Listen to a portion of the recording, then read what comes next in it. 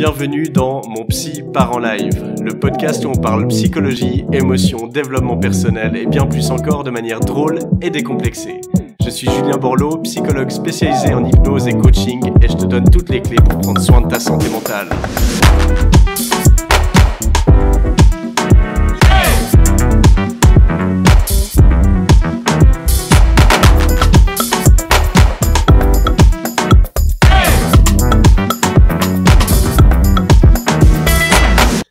Bonjour à toutes et à tous, bienvenue dans ce nouvel épisode de mon podcast Mon Psy part en live. Je suis Julien Borloo, psychologue à Lausanne en Suisse et aujourd'hui je vous donne 10 astuces pour gérer votre stress.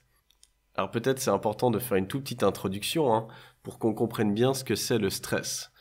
Le stress, c'est une réaction corporelle, physiologique, naturelle face à une menace physique ou émotionnelle. Et donc, c'est un outil indispensable à notre survie.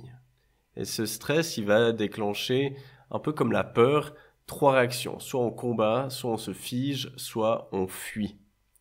Donc, c'est quelque chose d'extrêmement important, le stress. Un stress ponctuel et de courte durée, c'est un outil adaptatif hautement efficace.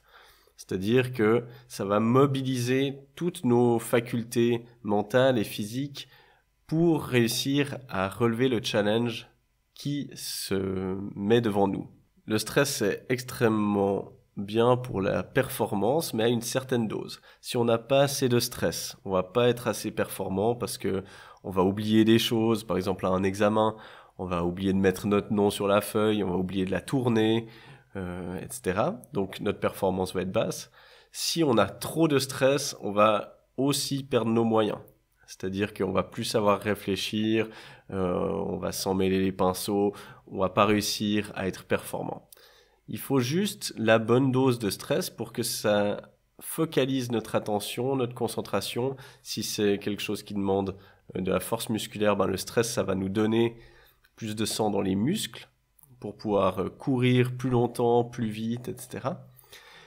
Mais voilà, il faut savoir doser justement cette dose de stress. Donc ce stress, il est fait pour monter par pic et puis redescendre assez rapidement. Ça va être un stress adaptatif en fonction de la demande au travail ou dans d'autres domaines. Le problème, c'est quand il est trop fréquent, trop intense et ou qu'on n'a pas assez d'activités en dehors ou de choses qui nous permettent de récupérer. Alors, il y a une première chose à comprendre par rapport au stress, c'est qu'il y a 2 façons de récupérer. Il y a une partie, c'est le repos physiologique à travers le sommeil, mais une autre manière de lutter contre le stress chronique et qui est indispensable, c'est d'avoir des activités qui nous permettent de nous renouveler. C'est un terme qui vient de l'anglais « renewal », et ils appellent ça du coup en français « renouvellement ». C'est toutes des activités qui nous permettent d'être dans le moment présent, de faire une pause. C'est des activités dont on se réjouit, etc. Donc ça peut être plein de choses. Ça peut être voir du monde, aller faire du sport, peindre, faire n'importe quoi. Mais c'est important d'avoir le repos et ces activités de renouvellement pour lutter contre le stress chronique. Parce que l'erreur qu'on fait souvent, c'est quand on est très stressé, on va juste s'occuper du repos. Souvent, il va être perturbé aussi. Ça, c'est ce qu'on voit dans les phases, quand on arrive dans une phase de burn-out, par exemple. Et on va couper toutes les activités de renouvellement, toutes les activités sociales, hobbies, etc. en se disant « Ah, mais je suis trop fatigué, il faut que je me repose. » Et en fait, c'est là où ça va devenir dangereux et où on va rentrer dans le stress chronique. Donc, ça, je vous encourage à planifier dans vos semaines des activités de renouvellement. Donc, c'est toutes ces activités où vous voyez du monde, qui vous font du bien, des activités dont vous vous réjouissez. Ça peut être du sport, une activité créative, peu importe votre hobby. Mais prenez le temps vraiment de planifier ça dans vos semaines. Ça vous aidera énormément pour lutter contre le stress chronique. Et si vous manquez d'inspiration sur comment réduire votre stress, je vais vous donner une liste de 10 astuces pour vous apprendre à gérer votre stress. Des astuces qui ont été à l'épreuve d'études scientifiques et qui sont donc prouvés comme efficaces pour gérer le stress. Alors, on va peut-être commencer par la plus fréquente peut-être et sûrement une des plus efficaces, c'est l'exercice physique. En effet, 30 minutes d'exercice physique quotidien suffisent à lutter contre l'anxiété, le stress, la dépression, réduire la mortalité, les problèmes cardiaques, le diabète, l'obésité et certains cancers. Je le répète très souvent dans mes podcasts et dans tout le contenu que je crée, l'activité physique, c'est quelque chose qui est indispensable pour votre santé physique et mentale. Ne pas avoir d'activité physique, c'est vraiment vous mettre en péril au niveau de votre santé. Donc ça, je pourrais jamais assez le répéter. Il y a une étude qui a été faite en 96 de Aldana et collègues qui a démontré que des travailleurs qui pratiquaient une activité physique durant leur temps libre réduisaient de moitié leur stress par rapport à des personnes inactives. Donc ça n'a pas besoin d'être un sport d'élite. Ça peut être, vous voyez, 30 minutes d'exercice physique, ça peut suffire que ça soit de la marche rapide. La marche rapide, ça veut dire une marche où vous avez un peu de peine à discuter, où vous seriez quand même un petit peu essoufflé. Ça peut suffire. Donc, rien que le fait d'aller au travail et d'en revenir à pied à une allure quand même un peu plus élevée que juste une petite balade dominicale, ça peut suffire déjà à sauver votre santé physique comme mentale. Une deuxième façon de gérer son stress, de le réduire, c'est d'utiliser des méthodes de relaxation. Smith et collègues, ils ont montré que le yoga et la relaxation avaient des effets comparables dans la réduction du stress et de l'anxiété. Donc les techniques de relaxation, il y en a énormément. Généralement, ça passe par la respiration, parce que c'est l'outil le plus efficace de notre corps pour réduire notre stress, pour modifier notre état physiologique. Donc je peux que vous encourager à pratiquer différentes techniques de relaxation, de respiration, ça peut être de la cohérence cardiaque ou autre. Dans toutes les techniques de yoga, généralement on apprend aussi des techniques de respiration et ça peut faire énormément de bien. Il y a aussi des techniques de relaxation musculaire, ça peut très bien faire l'affaire. Si vous savez pas par où commencer, vous avez besoin d'être guidé, je vais vous mettre dans les notes du podcast des formations que je donne sur la gestion du stress. Alors je vous mettrai plusieurs liens. Il y aura des liens vers des packs de méditation guidée.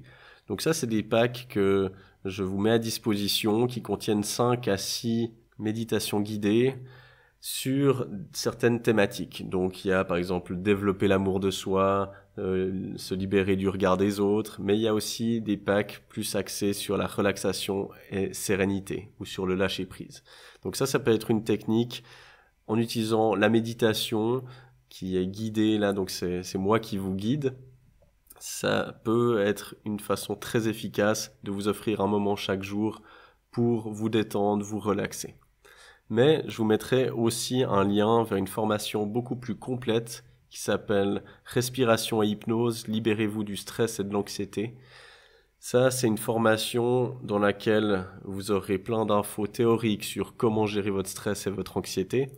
Et également, je vous montre plein de techniques de respiration pour vous relaxer, pour gérer votre stress, pour calmer l'anxiété. Et dans cette formation, il y a aussi des enregistrements d'auto-hypnose qui peuvent vous aider à gérer ce stress et à désamorcer l'anxiété, des crises d'angoisse, etc. Donc, si vous souffrez de ces problématiques, je peux que vous encourager à aller voir cette formation. C'est une formation qui coûte $45. C'est des modules vidéo, des enregistrements qui sont en ligne. Vous y avez accès à vie une fois que vous rejoignez la formation en ligne. Troisième façon de gérer son stress, c'est au travers de l'alimentation. On a parlé du sport avant, de l'activité physique. L'alimentation, c'est un autre pilier extrêmement important de la santé physique, mais aussi mentale. Et cette lutte anti-stress, elle commence dans l'assiette. Parce que notre corps, pour qu'il puisse lutter contre les stresseurs, il a besoin notamment d'adrénaline. Et cette hormone, elle est fabriquée à partir de différentes substances. Il y a par exemple la phénylalanine, la tyrosine. Ça se trouve dans la viande, dinde, poulet, porc, canard, gibier, les germes de blé, flocons d'avoine, le muesli, les œufs, les noix, le yogourt. Il a besoin de vitamine B6, foie, poisson, arachides, germes de blé, riz brun, levure. La vitamine C, dans les baies et fruits rouges, les poivrons, choux, les agrumes, kiwis, ciboulettes, pommes de terre, brocolis. Il a besoin aussi de cuivre. Ça se trouve dans les huîtres, le chocolat, calamars, les noix, graines de tournesol. Ce qui peut aider aussi contre le stress, c'est le magnésium. Alors, je suis pas spécialiste en diététique, en alimentation, mais si vous souffrez régulièrement de stress, eh bien, je peux que vous encourager à voir une nutritionniste, une diététicienne, pour voir un peu comment vous pourriez être soutenu au travers de vos aliments. Une autre façon de gérer le stress, qui est encore une fois un pilier extrêmement important, eh bien, c'est le sommeil. Il y a une étude qui a été faite en 97 de Dingus et al. Qui explique que le fait de restreindre le sommeil à 5 heures par nuit durant une semaine, eh bien, ça provoque une augmentation de la somnolence diurne, de la tension, des perturbations de l'humeur ainsi que du stress. Donc le sommeil, c'est extrêmement important. Donc essayez, si vous y arrivez, de dormir entre 7 et 9 heures. Alors bon, ça dépend des personnes, ça dépend de l'âge aussi. Des adolescents, par exemple, auront besoin de beaucoup plus de sommeil que des retraités. C'est vrai que plus on vieillit, moins on a besoin de dormir. Mais donc votre sommeil, c'est un point hyper important pour la lutte contre le stress. Un autre point crucial pour lutter contre le stress, eh bien, c'est d'avoir une vie sociale riche. Il y a une étude de House et associés qui a montré que plus nos relations sociales sont nombreuses et fréquentes, plus la probabilité de vivre longtemps augmentait. Donc, vous voyez, ça n'a pas des effets que sur le stress, ça a plein d'effets bénéfiques. Il y a Uchino et associés qui déclarent aussi que selon une revue de 81 études scientifiques, le soutien social, il est associé à des effets bénéfiques au niveau du système immunitaire, cardiovasculaire, endocrinien. En gros, le soutien social, c'est un des facteurs les plus importants dans la protection contre les maladies mentales et pour la santé physique également. Donc si vous avez un bon entourage, bienveillant, que vous avez du plaisir à voir, eh bien ça va vous protéger non seulement du stress, mais de plein d'autres problématiques également. Il y a tout un aspect aussi important au niveau de l'environnement dans lequel vous vivez. Il y a une étude intéressante de Dijkstra et collègues, je ne sais pas si je le prononce bien, peu importe. Cette étude elle a montré que le fait de placer des plantes dans une chambre d'hôpital, eh bien, ça réduisait le stress de manière significative chez les patients. Et ça, vous pouvez l'appliquer chez vous. Mettez des plantes dans votre appartement. Variez-les, faites-vous plaisir avec ça. Le fait d'avoir un intérieur cosy dans lequel vous vous sentez bien, ça va vous aider aussi à vous apaiser. Mais le fait d'avoir des plantes, ça peut avoir un effet bénéfique sur votre stress. Donc n'hésitez pas à transformer votre chez vous en une petite jungle très sympathique. Le point suivant, il va peut-être pas vous faire plaisir parce que je sais que c'est quelque chose de très challenging de nos jours, mais c'est le fait de réduire notre temps d'écran. Il y a le chercheur Thomé et associé qui nous dit qu'une forte utilisation du téléphone portable, alors là il parlait de minimum 11 appels par jour ou 11 messages par jour, donc là je pense qu'on est tous bien au-dessus, eh bien elle est associée au stress, aux troubles du sommeil ainsi qu'à la dépression. De plus, la lumière bleue que ces appareils dégagent, eh bien elle augmente les difficultés d'endormissement. Donc on voit que ça peut avoir un impact négatif sur un autre pilier qui est celui du sommeil, qui est extrêmement important. Donc, moins on va être sur nos écrans, probablement le mieux c'est pour pas mal de choses, mais aussi pour notre stress, le fait d'avoir toujours un téléphone qui vibre, des notifications qui nous rappellent à l'ordre, le fait de constamment être interrompu par nos téléphones, ça va avoir un impact désastreux sur notre attention et ça va augmenter notre niveau de stress. Donc, faites attention à l'utilisation de vos téléphones, puis essayez peut-être de réduire leur usage, surtout en début et en fin de journée, directement après le lever ou avant le coucher. Vous verrez que ça aura un impact vraiment bénéfique sur votre stress. Le prochain point, il va vous faire plaisir, c'est pour réduire le stress, rien de mieux que de faire l'amour. Le fait de faire l'amour, ça a un effet relaxant au travers notamment du relâchement de multiples hormones, comme par exemple l'ocytocine, la sérotonine, la dopamine, l'endorphine, etc. Donc, si vous avez un ou une partenaire avec qui faire des galipettes, ne vous restreignez pas parce que ça vous aidera à réduire votre stress. Alors n'hésitez pas à aller vers votre partenaire et lui demander d'être votre déstresseur. Ça lui fera sûrement très plaisir. Une autre façon de gérer son stress qui est extrêmement efficace, c'est le rire.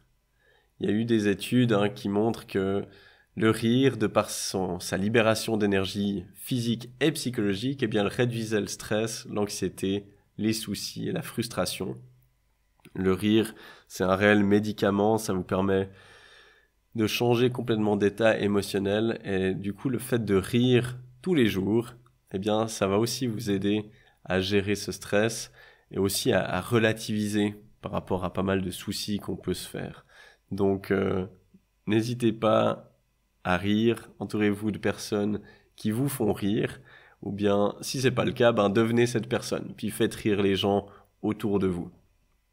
Et finalement, la dernière astuce que je vous propose aujourd'hui pour réduire votre stress, c'est d'utiliser la musique. Il y a une étude de Allen et associés qui a montré que faire écouter de la musique avant, pendant et après une opération ophtalmique, ça faisait baisser plus rapidement la pression sanguine après l'opération et ça diminuait le stress durant l'opération. Alors il y a plein d'études sur les bienfaits de la musique, sur les émotions, sur la mémoire aussi, j'ai lu dernièrement. Et donc la musique, c'est un superbe outil ultra puissant que vous utilisez sûrement déjà et que je ne peux que vous inciter à utiliser davantage. Parce que c'est un des rares outils qui nous permet de changer complètement d'émotion, d'état émotionnel, d'état physiologique en si peu de temps. On peut passer d'une chanson triste, avoir les larmes aux yeux, à tout d'un coup une chanson extrêmement joyeuse et puis changer immédiatement d'état physiologique. Donc ça vaut pour le stress, ça peut être une très belle façon de se déchaîner, de danser, de se changer les idées, ça va être extrêmement bon contre le stress, mais ça peut vous aider contre aussi toutes les émotions que vous voulez évacuer. Peu importe l'émotion désagréable que vous avez, si vous voulez changer d'état physiologique, d'état émotionnel, préparez-vous des playlists à l'avance qui représentent l'état dans lequel vous souhaitez être. Alors, moi je trouve qu'il n'y a rien de plus efficace que la disco et le funk pour se mettre dans une bonne vibe, mais chacun ses goûts musicaux, donc faites comme vous le sentez, faites-vous des playlists et quand vous avez besoin de vous mettre dans un certain état émotionnel, mettez-les, dansez, chantez dessus, vous verrez que c'est infaillible pour changer votre état. Alors voilà, on arrive gentiment au bout de cet épisode. Vous avez une multitude d'astuces à tester pour réduire votre stress, donc je vous incite comme toujours à passer à l'action, à tester ces choses-là. Et puis n'hésitez pas à m'envoyer vos retours, ça peut être avec un commentaire et une évaluation sur l'application Apple Podcast, ça peut être juste avec une évaluation sur Spotify, maintenant ils ont ouvert les évaluations et merci à toutes les personnes qui ont déjà pris quelques secondes pour les mettre. Si vous arrivez à prendre quelques secondes pour mettre vos étoiles, vos évaluations sur Apple Podcast ou sur Spotify, je vous remercie du fond du cœur parce que ça m'aide beaucoup à diffuser ce podcast et à en faire profiter un maximum de gens. Pour les formations et les packs de méditation dont je vous ai parlé auparavant, pour rappel, je vous les mets en lien dans les notes du podcast. Allez voir mes méditations pour gérer votre stress ainsi que la formation en ligne. respiration et hypnose, libérez-vous du stress et de l'anxiété. Et voilà, on arrive à la fin de cet épisode. Je tenais à vous remercier du fond du cœur de m'avoir écouté jusqu'au bout. Si vous voulez soutenir ce podcast, n'hésitez pas à le partager à vos amis, à commenter et à mettre une évaluation sur l'application de podcast que vous utilisez. Ça m'aide vraiment énormément, donc merci d'avance pour cela. Je vous mets dans les notes du podcast toutes les infos nécessaires pour mon site internet, pour mes formations en ligne et pour toutes les références que je pourrais vous transmettre par rapport à l'épisode. Encore une fois, merci d'avoir écouté mon Psy part en live. C'était Julien Borloo. À la semaine prochaine.